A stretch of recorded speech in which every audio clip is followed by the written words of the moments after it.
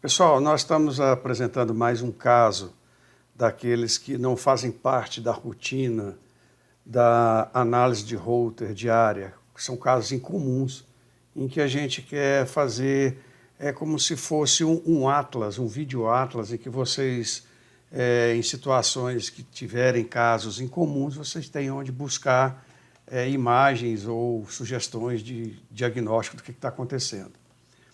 Esse é um exame que demoramos um tempo a tentar entender o que estava acontecendo.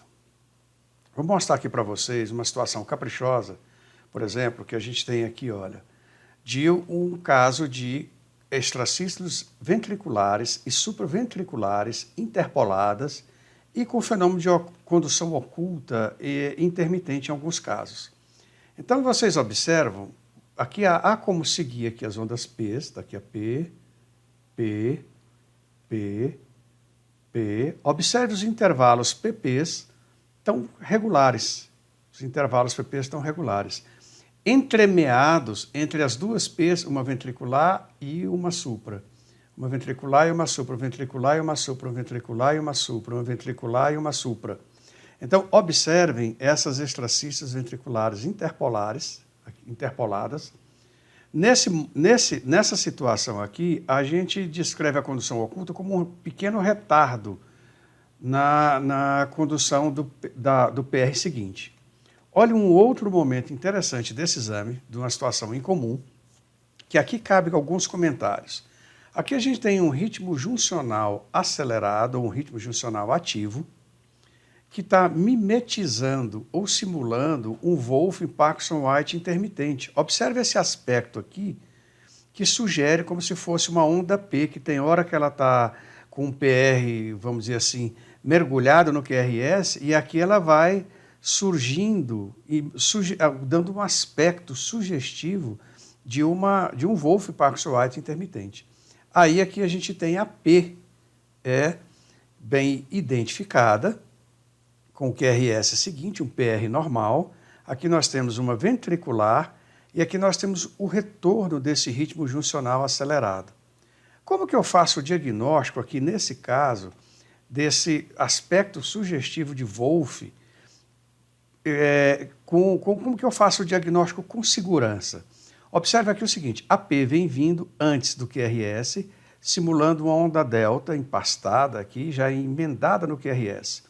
Houve a separação aqui, a captura ventricular, tem uma extracístole ventricular, o ritmo juncional ativo está aqui. Agora, o que acontece com essa P que estava antes do QRS? Ela passou a aparecer pós-QRS.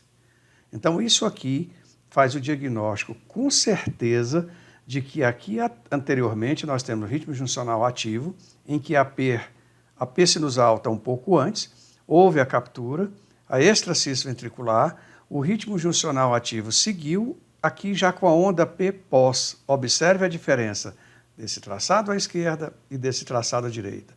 Essa é uma situação muito interessante. Eu acho que vocês devem memorizar e guardar isso, que eu não lembro de ter visto um caso tão interessante quanto esse.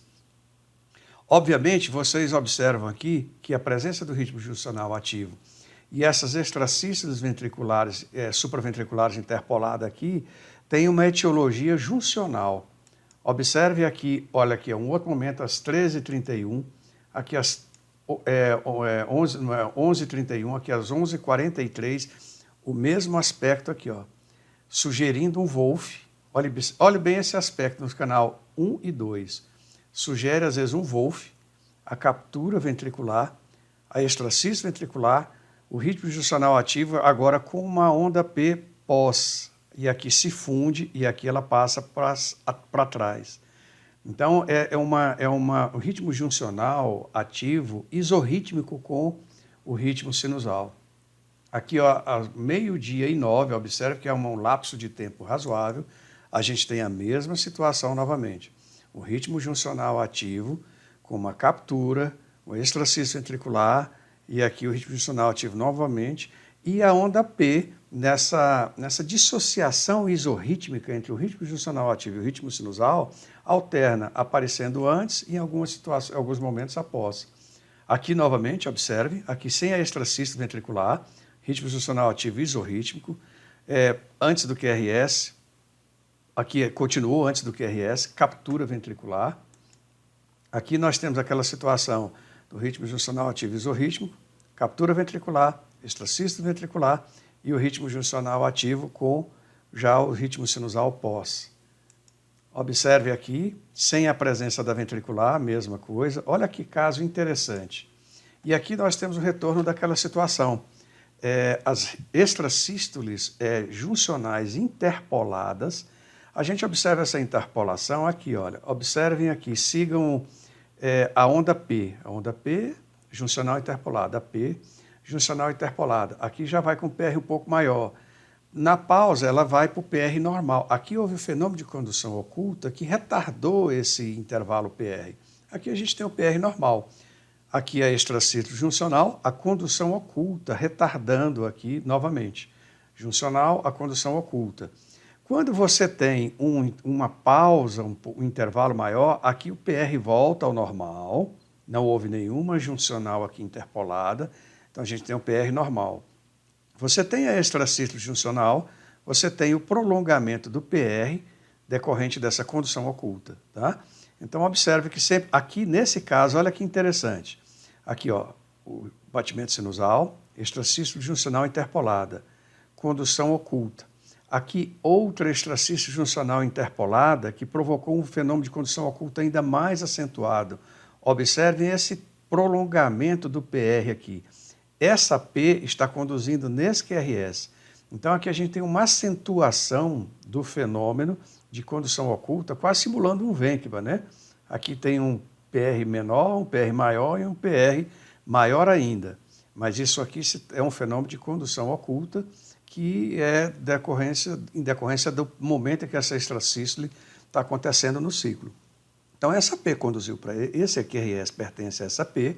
Aqui nós temos a outra P normal, aqui novamente a juncional interpolada, condução oculta, aqui é uma extrasístole, vou marcar juncional interpolada, a condução oculta com prolongamento acentuado, aqui já tem a P normal, novamente a condução interpolada, a extrasístole interpolada, provocando o fenômeno de condução oculta. Olha que caso interessante, aqui durante todo o registro. Para a gente chegar a esse momento, teve muita dificuldade, porque imagina como que o software interpretou essas precocidades, né?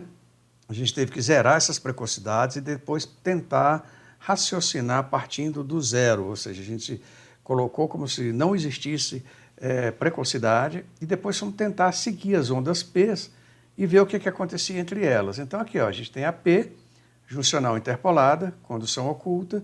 Aqui a gente tem uma juncional interpolada, provocando esse retardo do QRS, esse prolongamento, retardo aqui em decorrência do fenômeno de condução oculta. P normal, aqui novamente a juncional, condução oculta, P normal. Observe que quando não tem a interpolação, o PR fica normal. E aqui a gente tem as extracístoles ventriculares em pares isoladas.